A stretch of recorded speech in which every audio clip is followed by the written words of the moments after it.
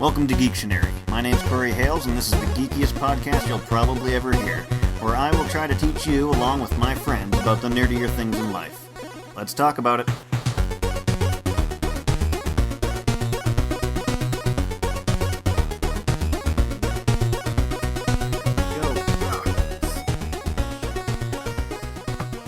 Okay, so this is the first episode of the pre-season, whatever you want to call it, for Geektionary, and the date is the 21st of March, 2016, and I am with Sarah. Sarah, say hello.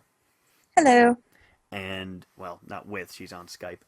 And, yeah, this is episode 1 about the concept of the Chosen One. Well, thank you for having me. This is going to be interesting. Yes, thank you for... No, approval. Approval.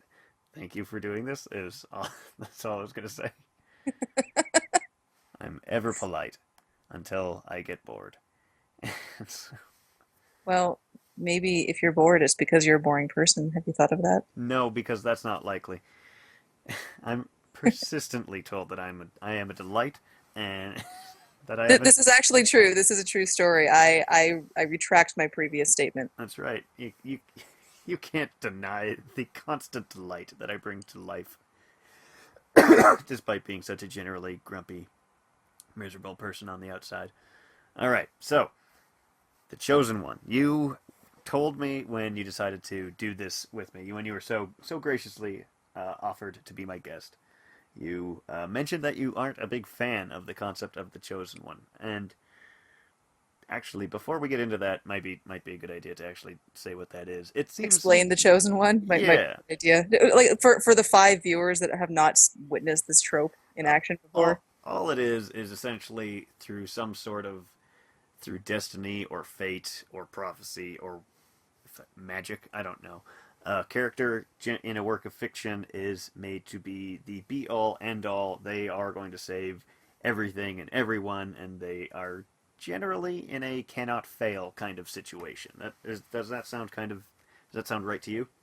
Yeah, I'd say so. I mean, like there are variations thereof. You know, there's the chosen one via a prophecy or some type of divine guidance, and then there's the I just kind of happen to be here, at the right time, kind of like Frodo would be an example of that one.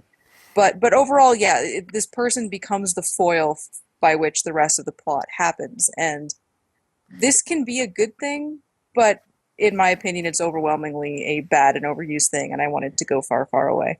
I'd almost debate the Frodo, Bilbo, any of the Hobbit or Lord of the Rings kind of ones, simply because they're not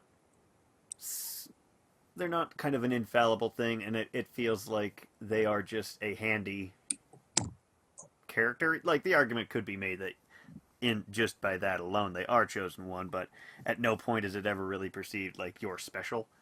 It's just No, not at all. It's actually the opposite. I mean, people have referred back to Lord of the Rings time and time again that Frodo never would have gotten where he got without Samwise, mm-hmm. because he's just a guy, and he's so boring and without a lot of traits in some ways that the ring doesn't really seem particularly interested in him. It kind of looks at him and goes, Yeah. I'll wait till something better comes along, and that's literally the reason why he's able to carry without getting corrupted for so long. But I do think it's the chosen one. Just it can be interpreted that way. Mm-hmm. Actually, you know what? In retrospect, this was actually a terrible example. But with like the Lord of the Rings Hobbit kind of example, though, that also you could relate that to something like Big Trouble in Little China, where Kurt Russell is the main character, but he's not actually the hero. He's just a dude that Yes. happens to be... He thinks he's the hero, and that's why he's portrayed as such. That's what that whole movie's about. It's about some dude who's so up his own ass that... Yeah. Yeah. No, I think you're right. I think I thought of it because what was in my mind at the moment was fantasy, and the chosen one is used overwhelmingly in the fantasy genre. I mean, you look at something like in literature, you look at Randall Thor from the Wheel of Time series. You look at Richard Rahl in the Sword of Truth series. You can go on. And it usually boils down to this guy is super duper special because reasons.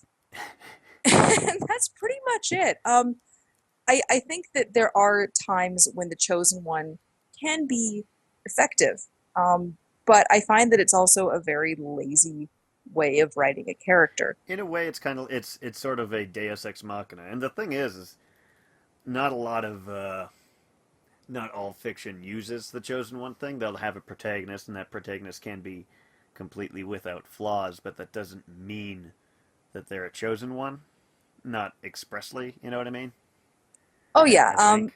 like from what I've found is like the reason I brought up those two is I have a friend who absolutely detests the Sword of Truth series, and to be fair, it's not a good series. I don't even know what I it's about. I've heard about it a lot. Same with Wheel of Time. I know that they're big in fantasy series, but big in fantasy series. You heard me, but yeah. I don't know what like who is Randall Thor and the other dude that you Okay. Well, mentioned. let me crystallize Richard Rahl because, to be perfectly frank, I've attempted to read the Wheel of Time series on numerous occasions, Tell me about Ricky and Rawl. Yeah. yeah, I hate it with so much hate that I can't even. But I've read the Sword of Truth series multiple times, and the reason for that is it's extremely simply written. I got into that series when I was about 11 or 12. Hmm. The books are typically 700 to 800 pages long, but Large font. it's a very, very simple read. Um, Basic story is Richard Rahl is the first, spoiler alert for the people who haven't read this, he is the first war wizard to be born in a bajillion years. A war wizard, The Battle Wizard. a battle wizard, a war wizard is unique in that he is able to use both sides of magic, which in this world are additive and subtractive. Basically, the magic of life and the magic of death. I'm really kind of shrinking that down for Is that time, but if you essentially, what wait if I can this is my goddamn show and you will wait a goddamn second. wow, so much rage. Okay, all right, go ahead. Just go. So with addition of subtraction, would it be incorrect to call him a math magician? Because I Um, you know what? You may as well because he has every other skill known to man, and by the end of the series, he may as well be a god. I've made the Like remainder disappear. pretty much. But by the end of this, the reason why I have a friend who hates these so much is that it gets really bad by about book five. Because what ends up happening is this character is your typical, he starts off as a woods guide, he just wants to live a simple life, wants to get married, have kids, be really boring. But lo and behold, he Oh, has, to be boring one day. he becomes the leader of a nation that he, up until that point, didn't even know existed because Mm, it was far, far, super far away. Marries the beautiful girl, it's all that kind of thing. yeah. But as the series goes on, it literally gets to the point where incredibly difficult situations that are untenable by anybody else are solved by him by virtue of the fact that he is who he is.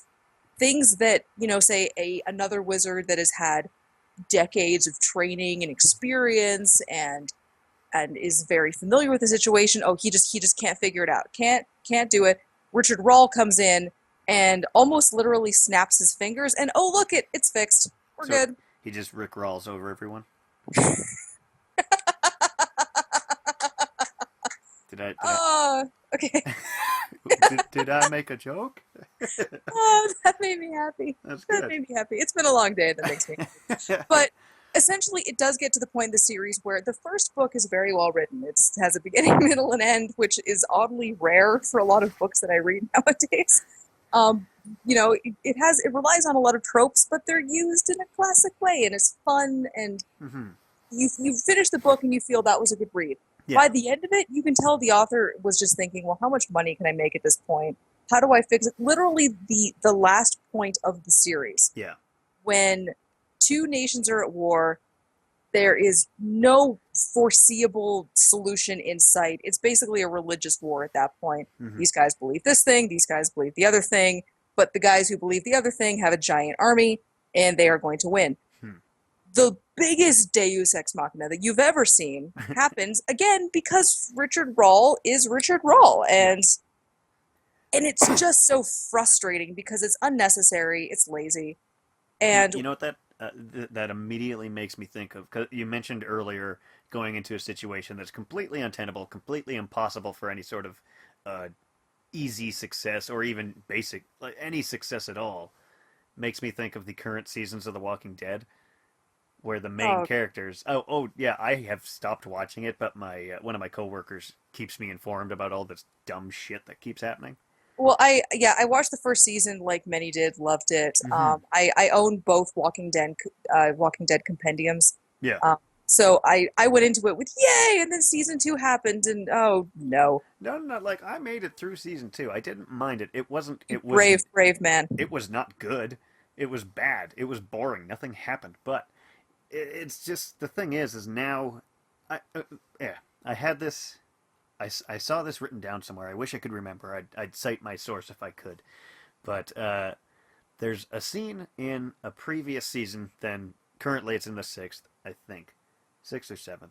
In like the fourth, one of the characters gets trapped in a room with four zombies, and that's treated as a legitimate threat. He has a hammer. There's four zombies. He might die, and he makes it through. And then everyone's just like, "Holy shit, that guy's a badass!" And now, any one dude with a fucking pointy stick can take out about 20 zombies. It's no threat.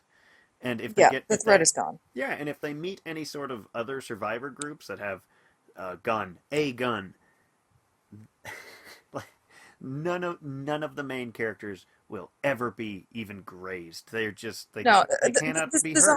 the zombies are incidental at this point, and it's a shame because the comic series does kind of reach that point, but it's Hmm. in a more organic and believable way. Hmm. They've learned to cope with the zombies, and the threats and the problems tend to come more from the experiences and the interactions between the characters. Yeah. But it's not like they're not a problem anymore. They're still a very real, horrible threat Hmm. that comes up all the time. And every time people let their guard down, they die horribly over and over again. But in the series, they just kind of went, well, I guess we can't upset our fans because that's bad for marketing. Oh So fuck that! The thing is, like, tell a good goddamn story. Like in the comics, we all know what happens to Glenn, yes. and in the TV show, that point is coming up to like where that will happen, and I really strongly doubt it will because everyone loves Glenn because Glenn is awesome. But hasn't the series at this point deviated so far from the comics that it's It's kind of difficult to even tell at what point they're at, since that point is, in some cases, not completely past. necessarily like it has deviated. There are characters that weren't in the comic series. There's characters that would still be alive in the comic series at this point in time, but it's just little twists. So I don't expect. I expect, and by the time this comes out, maybe I don't care. Fuck it. I think Glenn or Maggie are gonna die. Glenn because that's what happens in the comics. Maggie because she's pregnant and everyone would think she's untouchable. And HBO would. It's HBO, right? Or AMC? No, no, it's AMC. Yeah, AM, no, no, no. AMC would. HBO would never tiptoe around this. HBO gives not a single. Can I curse on this podcast? I said shit many times. I also Okay, said fair God enough. damn it at you a couple times. You're so cruel. HBO doesn't give a fuck when it comes to cutting out beloved No. characters. They seem to revel in it. If this was an HBO series, um, I have almost complete faith that it would have been good. Hmm. But AMC has proven again and again to be pandering. But that's a topic for another podcast Yeah. that I can get into. To circle back to the main point, the getting back to the chosen one, you could argue that the entire main character, the main cast of characters in The Walking Dead are all chosen ones, which kind of stretches that whole concept to a point where it is so unbelievably stupid that it's not like I can't care. I cannot give a shit about any character in that. Well, once you remove all sense of realism, Hmm. when you get to the point where a character is no longer a character but is a foil, Hmm. it really is difficult to care. And I would actually agree with that point, because if you look at all the other quote unquote chosen ones, they are nigh untouchable. They Yeah. might get scrapes now and again, they break a leg, or they quote unquote die, Hmm. and then they come back again. Like Jesus. What Like exactly, Jesus is a chosen one. He's He he, is. He is. yes, Yeah, he's totally a chosen yes. one. Of course. Okay, well then all the religious viewers are going to be enraged No that I one just gives a called shit. Jesus. I'm trying to be polite. God damn it. If anyone is listening to this thinking like, I really hope I come away with this with a good view on Christ, then they are listening to the wrong show. Agreed. Agreed. Um, but if you compare it to, okay, so Game of Thrones has been hella popular. Mm-hmm. It was somewhat popular as a book series, but of course HBO made it explode. Mm-hmm. But I think one of the things that people loved and hated simultaneously was the idea of there doesn't seem to be a chosen one. I remember when I first read the first Game of Thrones novel. Yeah. And Eddard is arguably the main character. Mm-hmm. And you're going along, and Eddard, and it's all focused on his family and all of his children and the people that he interacts with and his friends. And again, spoiler alert, he gets beheaded at the end of that book. Yeah. And when I was reading that for the first time, again, coming from these classic fantasy genres, mm-hmm. I was stunned. Like, what do you mean he got beheaded? Well, there's got to be some spell or something, you know. There's got to be somebody has an enchantment. Nope, dude's dead. His head's on a pike mm-hmm. on the outside of King's Landing, and then covered in tar and just constantly. Oh, constantly. There is no character. You fall in love with that character, good luck.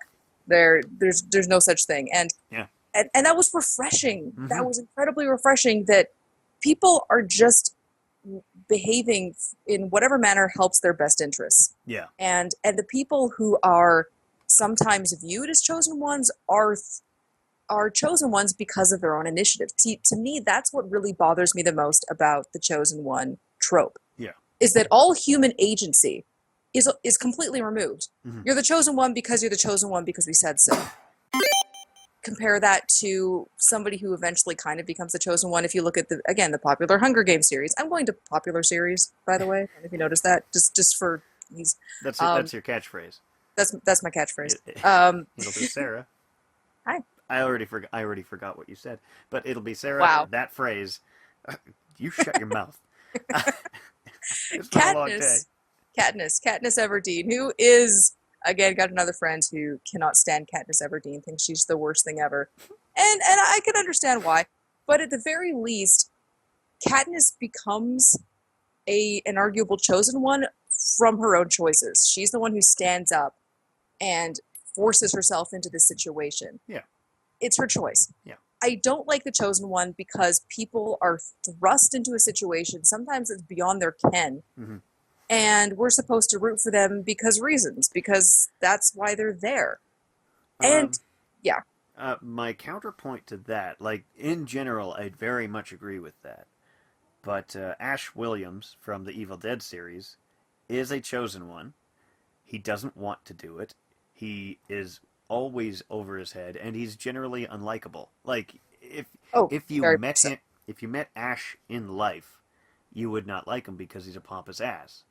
But you like him as a viewer because, as the consumer of the media, simply because he is a pompous ass and he's good at what he does, even though he doesn't want to do it, and he knows he has to, so he kind of does it begrudgingly, if he can't get out of it. And that's, to me, a very effective kind of chosen one. Like, I generally do agree with you. The whole chosen one trope is overused and just used so badly, so often. Yeah, it does create a resentment for the entire trope in general, and it does make it hard to appreciate those times when the trope is used effectively. Because I will agree with you, sometimes the trope is used effectively. I think the example that you gave is valid, but just overall, I want it to die in a car fire. I really do. I've just seen it used poorly so many times. But okay, here's I'm going to give it. You know what? I've complained about it enough. Let me give one of my examples because it's something we were talking about before. The Stand, Stephen King. Ah, yes. The four chosen ones in this case. The chosen four, yes. The chosen four. There's four in this case. There's not one. There's four. It's content. If I was going to make a mild complaint, they're all guys. The feminist in me kind of is like rolls my eyes and says, "Really, they have to be guys?" But whatever. This was the '80s. That's what guys did. Yeah, exactly. It's that's just the way it was. You know, the women. The Yeah. women are very much background characters in that book. Like they exist because I feel like they needed, you Well, know, they're roles. objects Which to is be used in that book. yeah, it's I heard. that. Hmm. An, a completely inaudible hatred. Just. um, well, I mean, Stephen King has written, plenty of feminist characters, so Oh yeah, I won't yeah. begrudge him his use of more classic male archetypes uh, in The Stand because they're used incredibly well. And Hmm. again, from the very beginning, they seem to be selected out. They're the ones that are getting the visions. They're the ones that end up being the leaders in their particular groups as they kind of amass. Um, and I think the way that it culminates, I just say accumulates, culminates at the end. Um, you feel with them. Hmm. You still feel that they're very real, Yeah. and that is another complaint that I have had with the chosen one. Is that, like you just said, they become completely invulnerable, Yeah. and you can't identify or empathize with something that is basically a god. The four in I'm sorry, my husband just said something and it completely distracted me. Sean, you're not part of this podcast. Be quiet. Thank you. Sorry. Hey, The get your what? man under control. Yeah, yeah. Good luck with that. You can give it a shot. I'm not going to be bothered with that. I've lost my point. Oh, the four at the end Hmm. are all very real. They're very human. And again, spoiler alert: as each of them die, Hmm. you it feels like something has been ripped out of your chest because you've been with these guys through the entirety of the book, and some of them die and some of them don't, and so you don't know who's going to be coming out of this okay. And then there's other characters that aren't chosen ones, but again, we're huge foils for the plot that you also experience that, and that to me is the chosen one written well, Yeah. as opposed to Richard Rahl, where he's just amazing because reasons, and there's never really any reason to fear for his life because you know that nothing's ever going to happen. Hmm. Question. You've used the word foil a number of times. I'm fairly confident I know what it means, but would you mind defining it? Because Oh, or okay. yeah. Yeah, no, that's fine. Although watch me define it poorly and have people get angry. Eh, The foil in any plot, it doesn't necessarily have to be the protagonist. In fact, it's usually not the protagonist. In the case of the chosen one, it's kind of actually a flip on it. The foil of a plot is anybody or any situation that gets the plot going. It's okay. often what surrounds around it. So oftentimes the enemy to the protagonist can be called the foil to the plot because it's that person's intentions and deeds that get the protagonist going, Hmm. if that's a way Okay. to say it. But in the chosen one, because unlike other stories where there's a story that's happening and then there's people involved, in the chosen one is the story, Yeah. and it basically comes down to them because they're so super duper special, Hmm. which is why I keep referring to them as a foil. Yeah. Possibly Okay. incorrectly, don't know. Okay. Well, thank you. Yeah, you're welcome. What are so you're talking about Rick Roll? You're talking about Randall Thor. I've mentioned Ash Williams. He's probably, I think, because he is a chosen one, but at the same time, he's just done in a way that I at the very least think is done probably the best. Mhm. Simply because he's one thing with the chosen one is that they also tend to be kind of uh, cookie cutter, boring good. Generally, I found not Yes. always, but he's good only because he doesn't really have a choice, and he's still an asshole. But some other ones, and you mentioned too when with you can't relate to a character because they essentially become a god. A perfect example of that would be Neo from the Matrix. Oh God, how have I not mentioned Neo from the Matrix yet? Hey, did you know Neo when you rearrange the Don't. letters? Just don't. It Just don't. okay. It spells one. Yeah, Oh, like so much hate. oh But see, yes. that's another example of I feel like in the first Matrix movie, Hmm. it was done okay. Yeah. It was still kind of cliche, and I really don't find Neo to be a compelling character, but that's fine because the world that they created was so compelling. He's essentially a template. Yes, Yeah. exactly, and that's fine. But when the sequels that didn't happen, they didn't happen. By the way, I don't know if you didn't.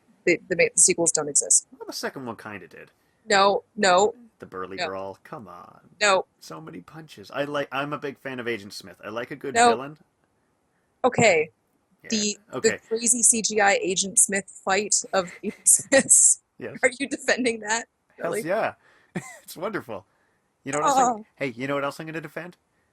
That weird rave scene that happened for no reason. Tonight we wait, wait. party. Oh, wait. You mean the one that had the creepy plug sex in it? Yeah. It was just Yeah. okay. Okay. Yeah. You and I, you and I both know the only reason that that existed is they were trying to say, "Hey, wasn't there like a dance scene or something from the first movie? People like the first movie. We should put a dance scene in this movie." Wait, sir, but that doesn't have anything to do. Shut up. If they like the dancing, we're putting in the dancing Tomorrow and we fight. plug sex. Tonight we party and have sex with plugs, probably. Yeah. It's see, in my mind, if you can kind of look at Agent Smith, first movie as well, or first movie period, in your case, the only movie I should say, you Mhm. could see him as essentially a chosen one because he defies what the standard programming for an agent is, and begins to actually grow and become more powerful. And I'd be curious to see a movie where or a movie book, some sort of thing, where the chosen one is like the chosen one for the bad side, you know. Oh yeah, that has happened I as know it well. exists, but like I haven't seen much of it, you know. I think it's because the intention is for us to see ourselves in the chosen one, because the chosen one is often coming from a very, terrible background. They're Yeah, all poor. They're the underdog. They start off Batman. as the underdog. Jupiter Ascending, which I'm Oh, mentioning as a terrible, terrible chosen one. ugh. She starts, she's cleaning toilets. We feel so bad for her, No, but I we did don't not. She though. she had a job. She had a job. She had a family that was weird and did not really care for her. It was Cinderella. It was very much Cinderella. A And then a very, fucking very. space wolf came, and then there Oh were, my God, I forgot about the space wolf. and then there were fucking bee man, and weird space vampires who bathed in I think milk, and that, which was really people turned to juice. It's a stupid movie, and Oh, oh it's such a goddamn. bad movie. But Mm, but again, okay. mm-hmm, mm-hmm. Most people like Aladdin, right? Aladdin Aladdin. is another one. He was the It's diamond in wonderful. the rough, right? But he starts off as a pauper. We don't, we see ourselves in him. So if you want to make a chosen one for the other team, you can't really get into that because you can't be empathizing with both of them. Okay, well, you can if you're a good writer, but most people are decent, It's a says specific. the girl who's never written anything at all. No, no, no. Those are good credentials. But I think it could be used, and I'm actually kind of racking my brain trying to think of a good example. Mm-hmm. But that juxtaposition of the good and evil chosen ones, I believe, has been used. It's harder to identify because we Mm-hmm. haven't been following that other character on their journey as much. Yeah, like in the terms of like both sides having a chosen one, going back to the stand. I think is it Randall Flagg? Is that his name? Yes, Randall Flagg. Yeah, He's the walking dude. yeah. He's the Dark Man. And you're right because they do have their chosen ones. Lloyd Henreid is his main man. The trash And can man. no, Trash Can Man is No, not his main man. he's not a chosen one. He's just a nut job. Yeah, he's just a nut job who is awful and terrible. No, Lloyd That Henreid. yeah. Lloyd Henreid is the man, the person that the walking dude chooses as his lieutenant, Okay. essentially. Yeah. And the same way that all of the good people are being drawn, To fucking to like Iowa or whatever. where was it? Okay, I'm Oh, gonna. there's so much corn. This place is touched by God. Yeah, but they're all drawn to Nevada, is what I'm saying. The bad Yeah. people are drawn to Nevada because Las Vegas, Because City of and Sin. and so they have their own type of chosen, but we don't see a lot of them. We do in the beginning when they're being recruited, but after that, you don't. Yeah. And again, because it's kind of hard to empathize and root for them because they're with the bad guy. Lloyd Henry, you kind of do, but the Mm-hmm. rest of them just kind of flutter around in the background and be annoying. Yeah. Um, You know one thing though, just I have a list of characters who are considered chosen ones in fiction. Harry Potter is a chosen one, However, Sort of. sort of, that's the thing, That's because the thing. Neville Longbottom could have also fulfilled this prophecy.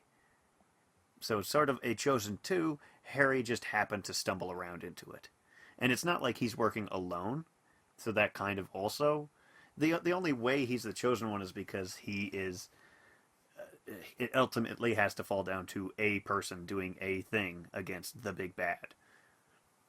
I really loved that about the Harry Potter series, and it's Mm-hmm. one of the few chosen one tropes that I will say is used to wonderful effect. Yeah. Because, like I had mentioned previously, one of my biggest problems with the chosen one is that it removes human agency and Yeah. choice.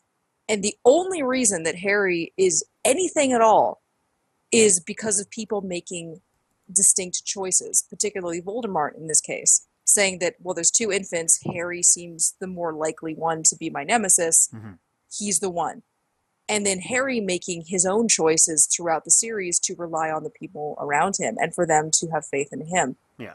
There was a prophecy, but it's kind of as an aside. Yeah. It just kind of happens to be there, which almost suggests to me that there wasn't really a prophecy. I It was mean, more just like a prophetic suggestion more than this is going to happen. It's just like very it much so. could. Yeah. Well, and more importantly, in the Harry Potter world, you don't have any type of religion really mentioned. So, unlike other tropes where the chosen one is divinely chosen, Mm-hmm. he's not. There is no divinity here. It is just a bunch of people making choices, and then this is the result. And I think that that is, first of all, an excellent message for children at the end of the day, because they are children's books, even though all of us adults went cuckoo for Cocoa Puffs when the last one came out, like as if it was, they actually had to make adult covers so that we didn't feel so terrible and awful buying all of these children's books and obsessing over them. When you say adult covers, I feel like erotic scenarios are taking place on the covers. Oh, Hey, did you not see the two, like the adult covers and the children's covers that they made? I don't really go looking for Harry Potter books. I still have never read any of them. What, you're too good? You're too good for that? Well, I That's saw a the shame. movies. No, but by about book, I think book 4 or book 5, Yeah. they started to make different covers Mm-hmm. for the different groups. So the kids' books were all colorful and sparkly the way you'd expect. Yeah. And then the adult covers were super serious and they were more realistic. And like the last book, for example, has, it's like all dark blue and black and it looks like a stone carving. And the kids' book looks like a kid's book, Yeah. Yeah. which Harry I Potter found it. flying on a broom, looking shocked. Yeah, exactly. I just found that adorable that it's like, oh, thanks for making us adults not feel like such losers for, sobbing over these children's books. But you didn't read them, so I mean, they are blown out of proportion. They're decent books. They're not the be all to end all. But I think that that's why people really enjoyed them, was because on a more subconscious level, you felt like this mattered. It Mm-hmm. matters making your choices in your life. When somebody else singles you out, it's okay to rebel against that. It's okay And to warp the time stream and save a hippogriff. there you go. Yeah, because that hippogriff has its own destiny, and it was denied it before. I love the You, hippogriff. huh? I love the hippogriff. It's so much fun. What was this? Buckbeak. Buckbeak. Yeah. Poor Buckbeak. He got a bad rap, man. Yeah, he just wanted a rabbit. I don't even He just remember what I'm talking about. But Buckbeak was basically a cat. He's like, dude, don't touch me. I don't want to be touched. I'm Yeah. giving you all the body language. It's your fault if you touch me. All right, you touched me, smack. It's like the standoffishness of a cat mixed with the horribleness of a bird. Oh, Because birds are pretty terrible. they are the worst pet. No, they're not the worst pet. Fish, those are the worst pet. Fish aren't pets. They're just live decoration. Thank you. That's exactly what I was gonna say. Yeah, they're. If anyone has a fish and thinks like this is the best pet, oh thank God I get to come home and see this thing float. It's just fish are bad pets. Are you okay? No, I'm never You all right. seem a little upset. I feel like I should help somehow, but I don't know how. Okay, if a person gets a fish and then just admits that yes, I just have them for decoration, I am very proud of that person. I've never had that happen because no one has fish. Everyone has a real animal for a pet. An animal that you can actually interact with more than Generally, stare. yeah. Okay, now Mhm. to play devil's advocate, I have seen pufferfish that actually apparently make adorable fish pets. They're apparently like puppies but underwater. They like to be scratched and Ugh. pet, and which is weird, but I'm just saying that at least there's some interaction with That's your pet. disgusting. You Why are you don't so touch. judgmental? I don't like fish. They're freaky. Like Um, I could not touch a fish unless it's cooked. I do feel that because I've been complaining about it so much, I'll give Uh-huh. one more good chosen one trope, Oh please, yes. and that is Po in Kung Fu Panda. Oh lordy. Okay. Go Because for it. okay, I'm just saying, I love Kung Fu Panda. Uh-huh. I love and adore Kung Fu Panda. Okay. And when he is chosen as the Dragon Warrior, Yeah. there's really no explanation. Master Oogway says he's the Dragon Warrior, so fuck you, that's why. And when he gets the scroll that has absolutely nothing written on it whatsoever, again, he makes a choice. He could have chosen to do what the antagonist does, which is to pitch a childish fit that there's nothing there, rather than actually realizing that it is your choice to improve yourself and to fight and to be a good person, So essentially. it's been inside me the whole time. That whole thing. Yeah, that whole thing. Yeah, yeah. It was done better. I'm just saying it was done better. Yeah, it's done better. It still is part of that whole trope, which is Wait, wait, generally wait, so lazy. wait. Do you not like Kung Fu Panda? It's fine. Did you like the second movie? I never watched the second. The second movie is far and above better than the first one. Are you going to see the new one coming out where he trains a bunch of other pandas? I absolutely am. Are you going to see it in theater? I'm nervous. No, I missed it in theater. It's already been. Unless Oh well. unless it's playing in Calgary when I get there, I'm not seeing it till it comes out. Okay. But the second one, I feel like you, particularly Corey, should watch because it has one of the best villains ever. Gary Oldman Okay. is my absolute favorite, and I adore him, and I can't go on enough about him. Ian But McShane, though, he was in the first, and he was really good.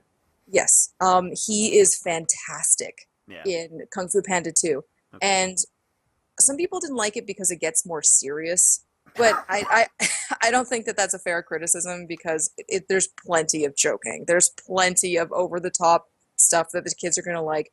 But the villain and protagonist, Mhm. they just complement each other so well, and it's so well done. Okay, I'll stop. I could gush about it. I just really appreciate nowadays, especially when kids movies are usually garbage, and Yeah. we go, oh well, fuck it, it's a kid movie. They don't, we don't need to. Yeah. Which is a stupid excuse because a movie is good or bad. Shouldn't matter whether it's for children or not. You can have a good kids movie and a bad kids movie. Yeah, yeah. So when I see a good one, I really appreciate it. But anyway, Yeah. Um, I had an example in my head which is not on this list, and I'm kicking myself because I had it and now it's gone. And on my note, oh, there is one thing. Uh, excuse me. Gesundheit. The whole Buffy the Vampire Slayer. She's the chosen one. She's Oh, she's repeatedly very, referred very to much the chosen one. as the chosen one. But near the end, when all the Slayers are activated, they are all chosen ones. She's still the most chosen of the chosen, which sounds isn't that what? Isn't Super that what? duper chosen. Yeah, yeah, and that's I don't know. I like Whedon or Joss Whedon. Is it Whedon or Whedon? Whedon. Whedon. Yeah, but I read an article which now I've read a lot of articles, and so there's something about the way that he does the strong female protagonist, which now that this point has been put out to me, it kind of irritates me.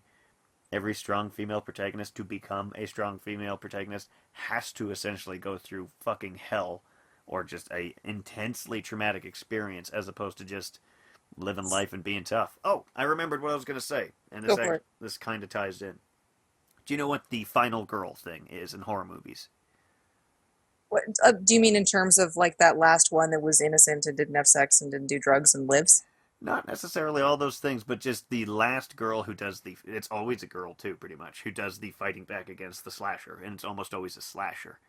Oh, yes, yes. Yeah, that is essentially a chosen one, just in the sense of circumstance, because it's never a divine thing, like Leatherface or Michael Myers or Jason or what have you. They've just killed everybody else, and it's just, well, if I don't kill him, then he'll keep killing, and it's smart. Yeah, it feels more coincidental. It feels more out of desperation than God has chosen me to destroy this foul beast. You know what I mean? I think so. I think that's why It's people really enjoyed Cabin in the Woods, mm-hmm. which I do love. In which case, they drew stark attention to that trope Yeah. and used it to great effect I very much enjoyed that film. That's because it's wonderful. It's so good. And one thing I really enjoyed about that movie, it's such a well-developed world, and there's so much depth to it. And you're only kind of given a taste, but you want to know more. And honestly, however much I want to know more about this world, I'm I don't think they should do anything else with that series. I think just leave it at the one movie, leave the billions of curiosities and questions alone. You know. And I agree completely, especially considering the way that that movie ended. Mm-hmm. Let it go. It's Yeah. done. And It ran its course. We're done. any if they continued the series, they would have to be prequels, obviously, and you'd know how it would have to end with the protagonists dying, Yeah. because that's just the way the ritual works. But yeah, it would still be interesting because you see that basement, you know, that each individual little tchotchke that they have down there. Oh, I know. Ha- That was just, I mean, I don't know Mhm. about you, but frequently on my second viewing of that movie, I paused whenever they had the whiteboard up and were betting on Yes. which one would be chosen. I Hmm. wanted to know what it is. What else do you have down there? Like, it's so engrossing. It made you want to do that. Yeah. And it wasn't a fun way, not a frustrating like, why didn't you show me that? It was the world. I agree. The world was so well developed that it felt like it did exist in this alternate reality, and it made. I don't know if they drew inspiration from the SCP Foundation website, but a lot of it felt like that to me. I don't know if you're familiar with that at all. The SCP website. Yes. All right, let me tell you something. A couple of years ago, when I was still working fairly regularly at the university, I had an evening shift, and there's nothing to do. Like, I'd set up the doctors with their thing, with their microphone, get their presentation set up, and then I'd sit for 3 hours. And if anything bad happened, which it almost never did, I would come and fix it. So for 3 hours every week, I would read the SCP thing, and I would read it at home and then eventually I just decided, you know what, I'm going to read all of them, and Oh God. I did. However, they have since added 1,000 more, Yes. and that's only the 1,000 more that it ended at. I think 2,000. Now it's going 2,000 to three, Yeah. and Yeah. Yeah. Currently, Series 3 is 2000 to 2999. yeah, and they still had all the ones that they just hadn't filled, just numbers that no one had created anything for.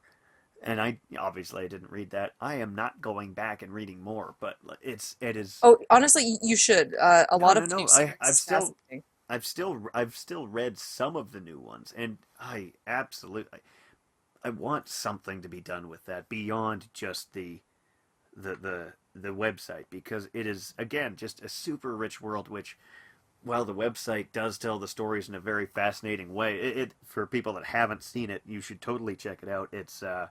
Oh, so fascinating. It's like it's each creature. It's okay. So an SCP, Yeah, you should yeah, perhaps go back and explain what we're talking about. an SCP that stands for Secure, Contain, Protect, right? Correct. And what an SCP is would be a person, place, or thing, generally, that has Or anomalous. sometimes a phenomena or a meme. Yeah, yeah. That's I kind of lump thing into phenomena. It's Suppose you're technically correct. I'm pretty smart. Best kind of correct. The best, yes. Nice Futurama reference, but um, with anomalous properties, generally there's three types. Yeah, there's generally three types of classification: safe, which a gun could be considered safe simply because you understand how it works; Euclid, which means that there's still some sort of a confusing property. It's not completely predictable. You can't really feel 100% safe around it; and Cater, which is world ending. This thing is, you can't really contain it. You can't fully stop it. You can only do stuff to hopefully slow it down.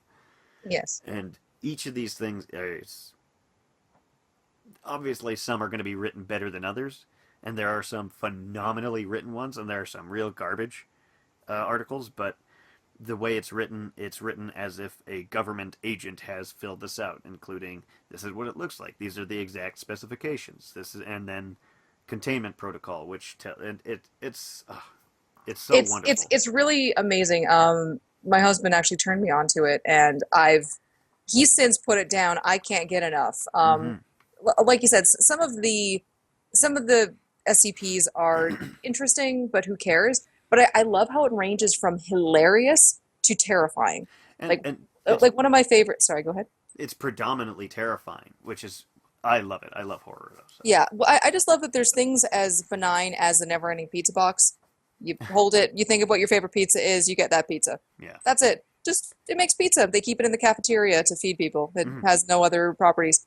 There's also one SCP-2845 classified as the Deer, which is one of the new ones. Mhm. Have you read this one? No. It's essentially, as far as they can tell, a god from another galaxy or some such. They've been able to contain it through a series of insane rituals, but the rituals themselves don't have any meaning. They have this whole there's like 14 different protocols that people have to follow within every 24 hours, every week, etc. And the only reason it works is because the creature, the god, whatever this thing is, believes that it's contained. Mm-hmm.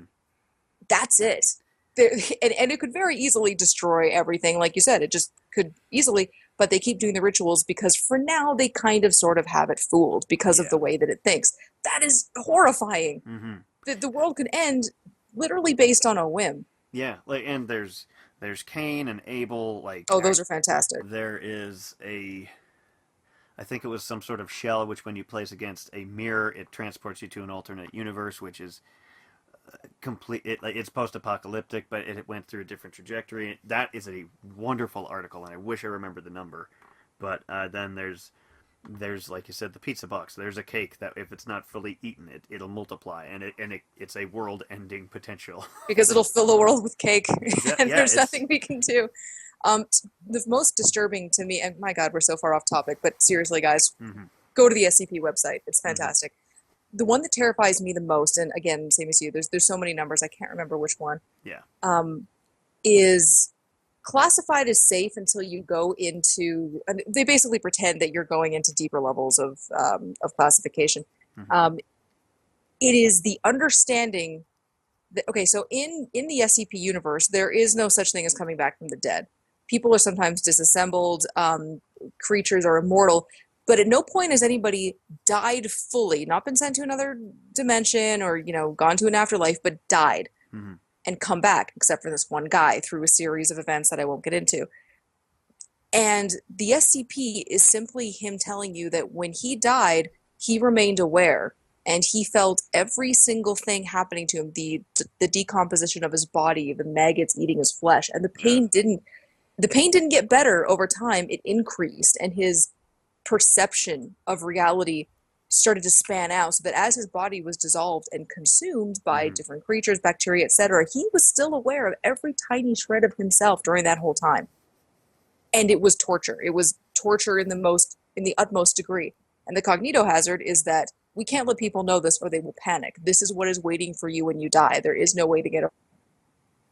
That is awesome. Like, I'm not happy this happened to this guy, but.